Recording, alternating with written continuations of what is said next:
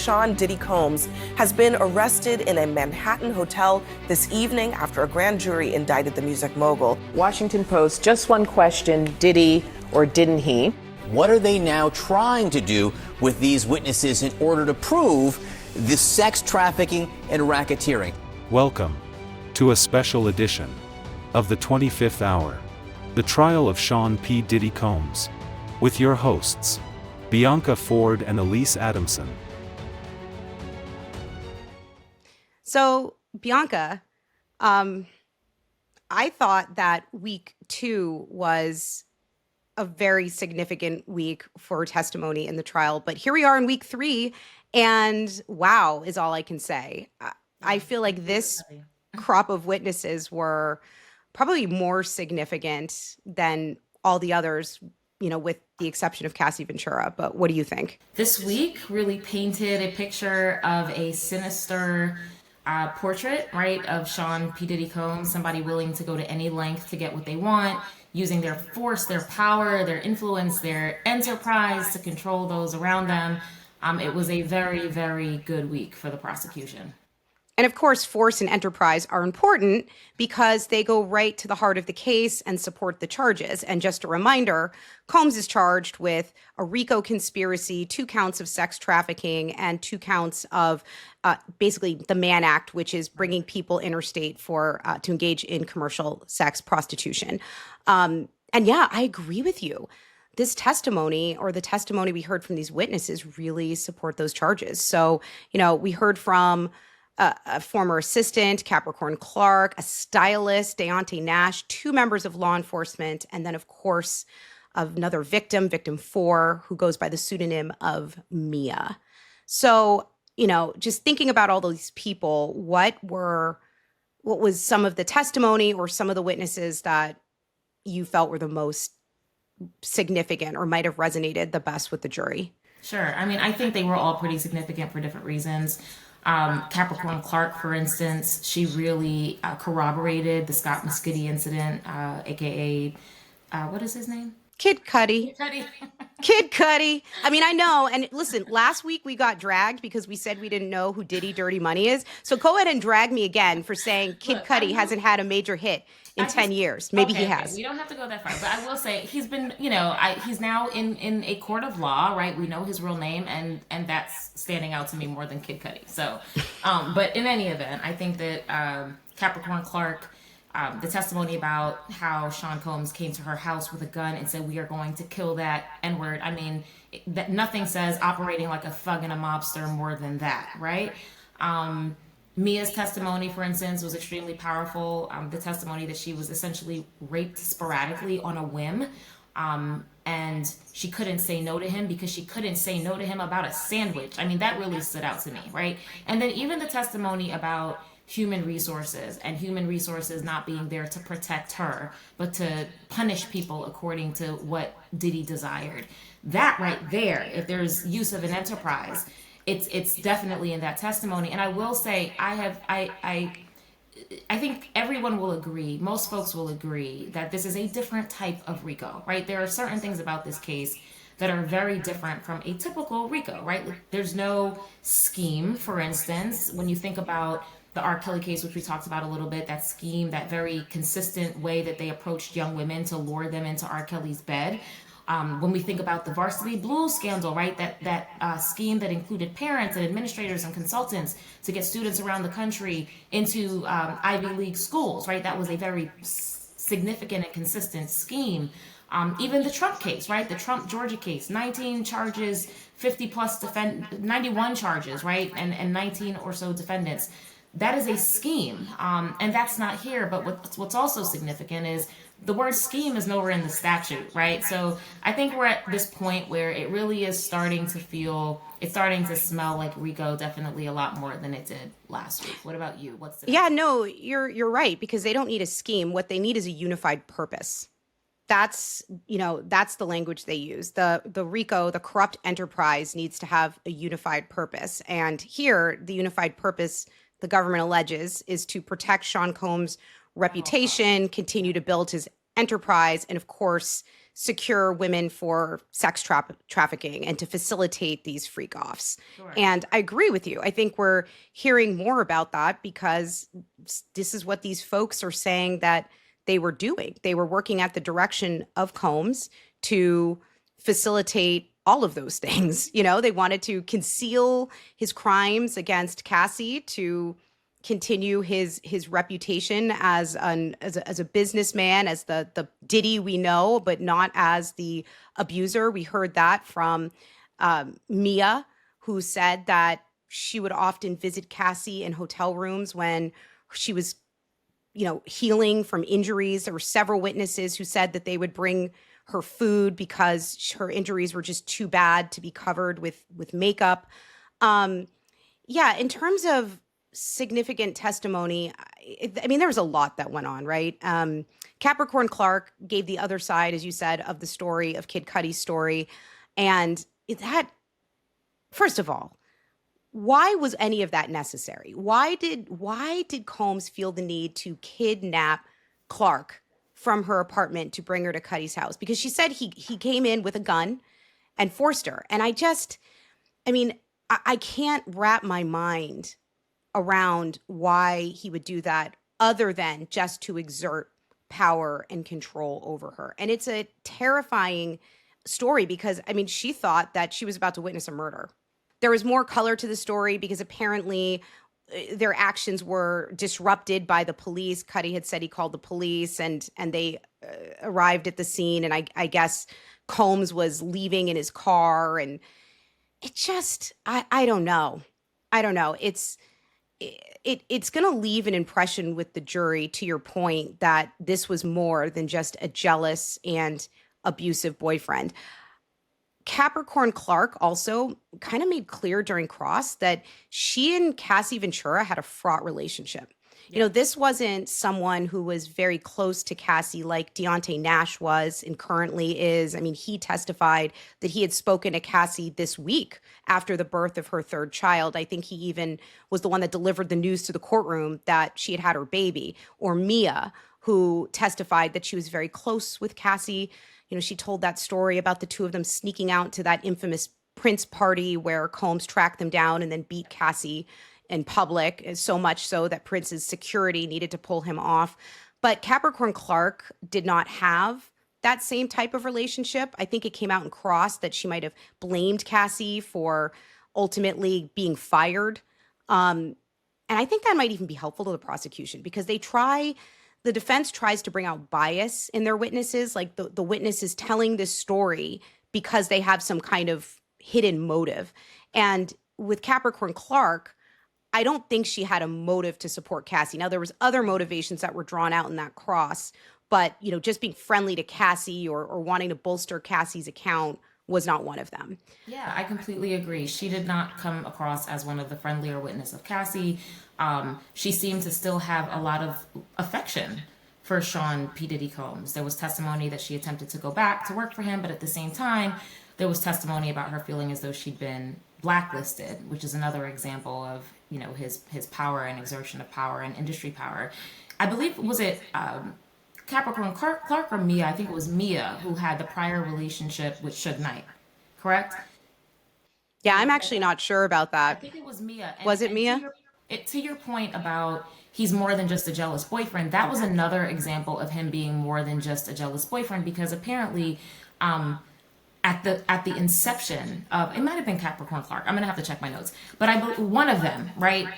Sean Combs actually took them into a desolate place and basically said, if anything happens, I'm gonna know it's you because of your prior relationship with Suge Knight, right? This is different from, this is completely outside the context of his relationship with Cassie and just being an abuser and a violent person in the context of a relationship. So there's so much here that really just shows that he was just using he was intoxicated not just with MDMA and ecstasy, but also with power. Yeah, no, I totally agree. And I think the true picture of his, you know, just abuse and the way he ran his empire is really starting to crystallize. I think we talked about it last week. Like, does the prosecution have enough? How are they going to build this case? And this week, I think it's clear, and they still have 2 more weeks. They told the judge that they think they're going to get through all of their case in chief early. They had estimated 6 weeks, and now they said about 5. Interestingly enough, the defense's response to that was they now anticipate their case going longer. So they still think that they will finish up their case just before the July 4th holiday. Yeah. I don't know what you think of that, because, I've been going back and forth what that could mean. Could mean more rebuttal witnesses, and a rebuttal witness is when you put someone on the stand to kind of rebut or to give another side of what another witness has said. Or maybe they've had to change tactics or strategy based on how some of the testimony has come out. What do you think? Maybe they are changing strategy. Maybe they're following Suge Knight's advice and they're going to prep Diddy to take the stand. What do you think? Sean P. Diddy Combs, if you hear this podcast, do not take advice from your nemesis. For real. When he said that, when Suge Knight said that, I was like, does he just want him to take the stand as his revenge because he's in jail and that's all he could do? Because, look, people have been asking, like, will Diddy testify?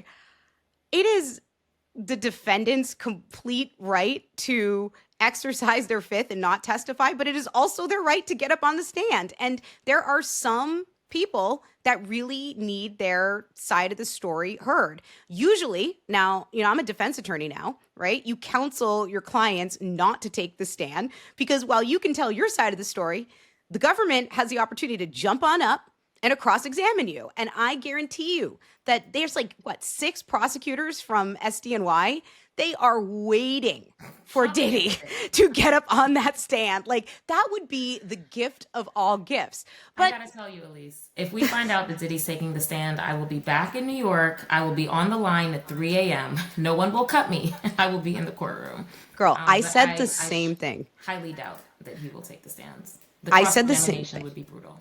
He might, though. Like, there are rumors. I mean, initially his defense says he'll absolutely testify, but they always say that, right? They want to come in super confident, but what do you think? I mean, you're a defense attorney now. I think that's a mistake to say to the public he will absolutely testify when you know he has a right not to. And in fact, he won't be able to, his appeal will be either completely undermined or non-existent if he takes the stand, right?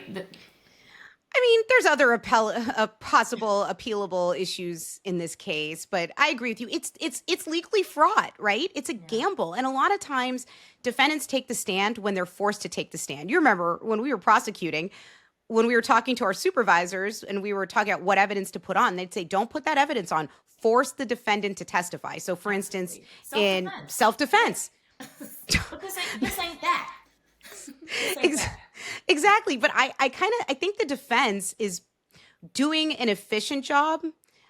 They're working with what they got. And now I thought they were doing a better job last week because they had more to work with. This is not going great for them this week. That being said, why not try to raise reasonable doubt within the government's case in chief, then put your client on the stand? I don't really see why he would have to testify, because his story, his narrative is being brought out through those line of questioning. They're getting in the defense is getting into evidence a lot of this information about what Cassie would text, or with Mia, posting those positive things on Facebook or whatever the social media platform was. Like, why would they do it? But, some defendants they believe in themselves. They think they're smarter than the government, and they insist on it. And at the end of the day, like, client control, you can try your best, but if they say, no, I want to get up there and tell my story, he's going to roll up on the stand. So there's so many things to unpack in connection with this week, right? We talked a little bit about duress and the coercion that's required to really make the human trafficking count in connection with Cassie. And I think Nash did a good job of bringing out some of that duress and disinterest in participating in these freak-offs.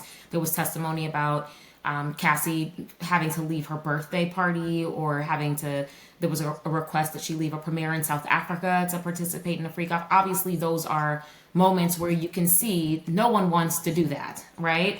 And I think that really heightened the evidence on duress and coercion. What do you think, though? Do you think that if Diddy took the stand, he could say, just like that male sex worker, the escort who testified and said, I had no indication that Cassie wasn't into this, right? Maybe there was, in retrospect, there was a wince or a sigh because there was a directive she didn't like, but at no point did I think that she was not into it. And there was another, I believe, week one of the escorts that testified said there was no indication that she was even intoxicated, right? Or taking any drugs. So what do you think? Do you think that that is a point that Diddy could get on the stand and basically sort of get the jury to believe his side? I thought we were doing this as a couple. Yeah, maybe this isn't something you would do in your sex life, but this was our thing. What do you think? Yeah, I don't know. I don't know if that would resonate with the jury, because you got one person saying, I don't know, it seemed cool to me, but you have all of these other witnesses who have testified about him brutally beating her. Now you have two witnesses saying she tried to escape. Nash said that she tried to escape off a balcony. And we have Mia telling this horrific story of being on vacation where Combs was enraged for, I mean, I don't know, it's usually over nothing.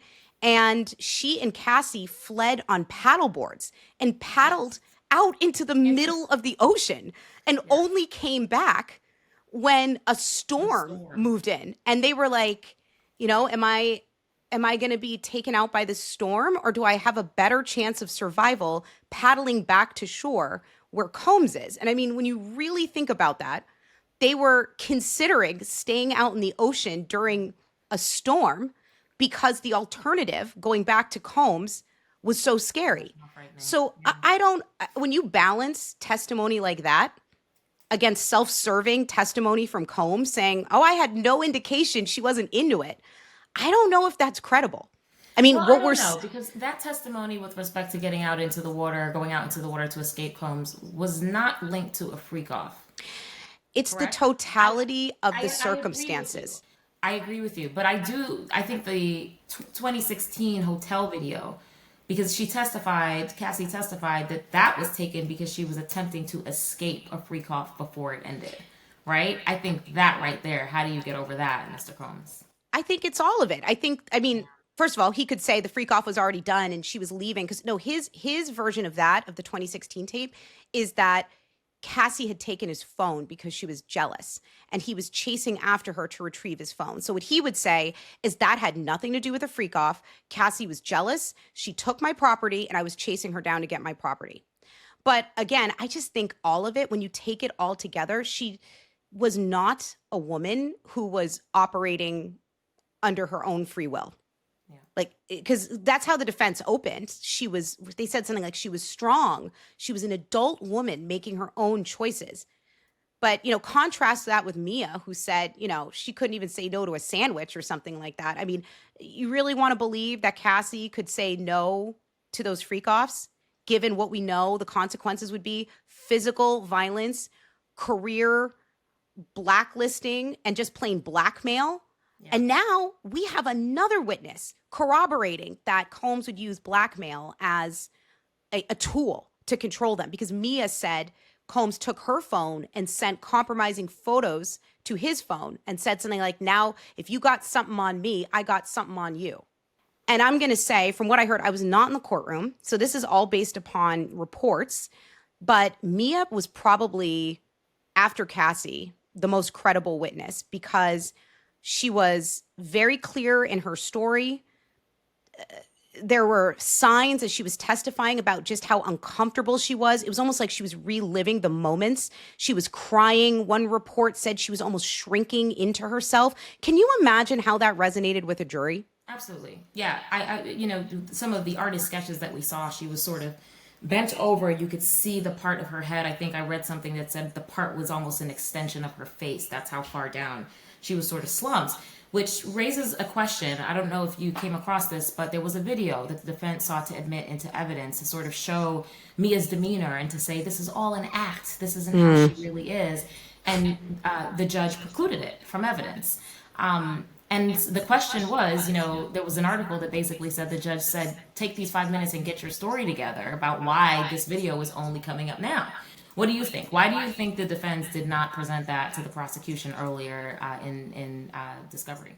Because they didn't know how she was going to be on the stand. This is what I'm saying. She gets up there and she's so damaging to them because that's the kind of stuff you can't fake. And I'm sorry. Okay. So you want to show a video of a time when she was happy, but here she is in front of strangers talking about the most traumatic events of her life. Of course, she's not going to be behaving the same way she was behaving when she was at a birthday party.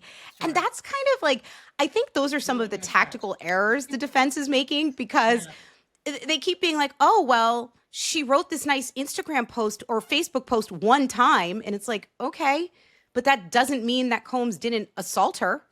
Both things can be true.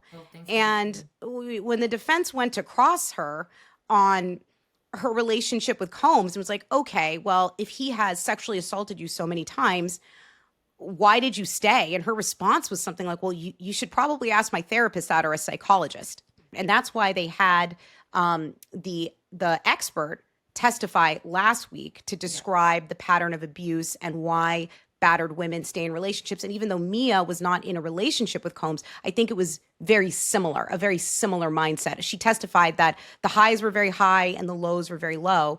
And I think jurors, they're people too. They have life experience. And many of them may understand how complicated those situations are. So the RICO in general, okay. Yeah. So last week we talked about whether we were there, right? And there's lots of elements of a RICO, as we keep talking about. They got to prove the corrupt enterprise, but they also have to prove that pattern of racketeering activity. The sex trafficking is one of the crimes, and there's a list of crimes in the RICO statute that can be used to prove that pattern of activity. So not all crimes count, but kidnapping sure does. So does arson. So does forced labor. So does drug distribution. And so a jury has to find that this corrupt enterprise committed at least two of these acts. And so, Mia's testimony, I think, established two of the other acts. So obviously Capricorn Clark helped establish the kidnapping. The Kid Cudi incident was the arson. But her testimony, I think, established forced labor because, yes, she worked for Diddy, but she was describing working 24 hours a day, multiple days. She was not free to leave. I mean, that was extremely compelling testimony, that she had to sleep with her door unlocked while security got to lock their doors, and she was not free to leave Diddy's house without Diddy's permission. Right. And I think there was an occasion when she did, and he would call and have her brought back by security. And if you look at the elements of forced labor, I think it definitely starts to reach that. It says, whoever knowingly provides or obtains the labor or services of a person by any one of or by any combination of the following means, by means of force, threats of force, physical restraint, or threats of physical restraint to that person. I think the testimony gets you there. What do you think? I think forced labor came out in Mia's testimony without question. She testified to, working pretty significant hours. And even though she was paid, I was actually surprised by the pay. She was getting $55,000 a year to start, I believe, and I think at some point it went up to $100K. But she did testify to traveling to South Africa on her own dime, which shocked me, right? You're going there to babysit Cassie for Sean Combs, and you're paying for your own flight. And she gave some pushback to the fact that she couldn't afford to change her flight when he wanted Cassie back, and was afraid to say that to him because of what the consequences were. There were a lot of instances where you could tell that there was something unusual about this work relationship. She really, in my opinion, took this beyond just a toxic work environment to criminal activity, right? And use of an enterprise to engage in some of these actions that the prosecution is alleging. Let's talk about the mistrial request.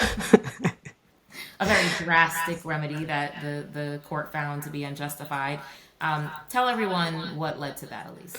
Yeah, it was a very dramatic moment. You can just imagine the righteous indignation. Yes, we need to move for a mistrial. But you know what? That happens all the time. I mean, when we were trying cases, any opportunity the defense has to make hay of anything, their first request is going to be a mistrial. And why not? You got to shoot your shot. Every now and then they'll make a motion and the judge will grant it. So why not? They're also preserving these issues when, if he's convicted and they want to appeal it.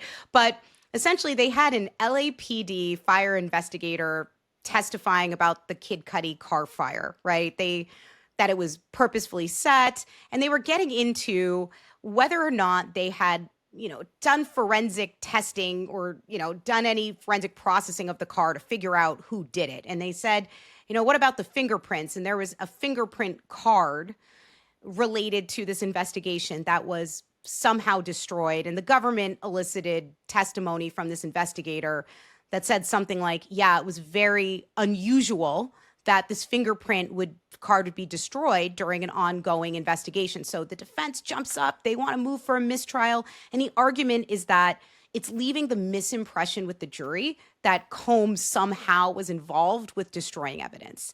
I don't think that's what the prosecution was getting at. I think they were trying to explain why they didn't have this fingerprint analysis done. I mean, when you're trying a case, your jury's watched like old shows like CSI, or I don't even know the new shows of the day. I don't have a lot of time to watch TV, but in those shows, everyone has DNA and fingerprints, and that's what solves the case. And you have to explain to a jury why it's not available. But the defense said no, it was for some nefarious reason, and the judge disagreed that a mistrial was the appropriate remedy, but instead he said he was going to go ahead and strike the testimony and give some kind of curative instruction, which means basically tell the jury, you need to disregard this testimony, pretend they never said it because it was irrelevant.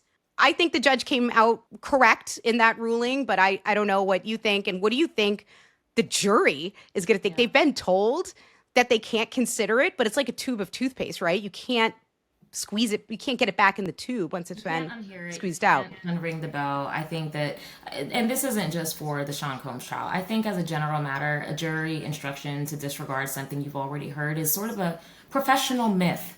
I think that those who have studied it have found that it's a lot less effective than we want to believe it is. But what other recourse do we have? You can't consistently grant mistrials and just start trials over from the beginning, right? So separate and apart from whether or not the curative instruction is even effective, I think what makes it even more difficult is, and the defense acknowledged this, right? One of the things that the defense said with respect to that testimony and the potential insinuation that something had gone wrong and someone in the courtroom was responsible for the fingerprint evidence being destroyed, the defense mentioned that jurors already believe that Diddy can buy his way out of things, right? Obviously, they didn't call him Diddy, but there's this perception that he can buy his way out of things.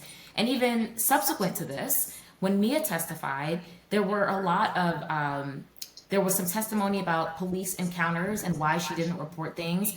And her response was because Diddy was above the police. And she gave an example of when they were pulled over, possibly for speeding. The officer comes to the car, sees Sean Combs, P. Diddy, Puff Daddy, and is completely like, oh, bro, so imagine really good testimony evidence there about his power and his influence, even beyond the entertainment industry, in these New York streets, So I think that was really powerful, coupled with the testimony about the fingerprints. I just don't know how effective I think that curative instruction will be. And I'm not saying that mistrial is the way to go. I'm just saying realistically, if we think about this, there's so many legal myths in our system, right? And I won't go into them because they're off topic. But, I really do think this curative instruction, particularly in this context, is really a myth. And we have to believe that it works because we don't really have a choice not to. Yeah. And I mean, quite frankly, just listening to all the things that you ticked off, that were admissible evidence, that to me, it really is not going to be the testimony that does Combs in. Yeah, right. I think that's a big part of it, right? Because, okay, he may have destroyed fingerprints, but there is some relevance to it, but it's definitely not relevant to the core of this case. No, he's done a lot more that if the jury finds he's done, he's in some trouble. So, So dramatic week. We've just gone through what we did here.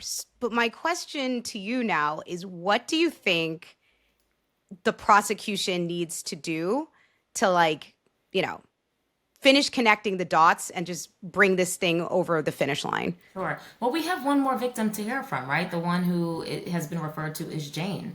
And I'm looking forward to Jane's testimony because Jane and Cassie are similarly situated. We haven't heard about anyone else who was in the same sort of category as Cassie in terms of being in a relationship with him and also being on the record label. I believe Jane was Jane on the label? I don't know. We're going to find out. We don't know very much. I think if Jane is on the label, that is powerful evidence. If Jane is an artist, because she really would be similarly situated to Cassie. What do you think? Yeah, I mean, I think there's a lot of value to Jane. I want to know about her relationship. Is it a similar relationship? Because remember, the government's alleging that Combs promising a relationship to these young women was how he was alluring them into the sex trafficking, almost inferring that they were never real relationships at all. It was just a mechanism to traffic them for his own gratification. So I want to know about Jane's grooming. I want to know if the pattern was exactly the same. We don't know a lot about her because she's going to be testifying under a pseudonym and she's been trying to protect her identity. But I agree, she's going to be key. The folks I want to hear from are members of the security team. We've heard so much about security. Security brought Cassie back. Security brought Mia back. Security stood there as Combs attacked these women. So I want to hear from some of the security team because I think they'll also help finish proving up that RICO because you need this conspiracy. You need people in his orbit.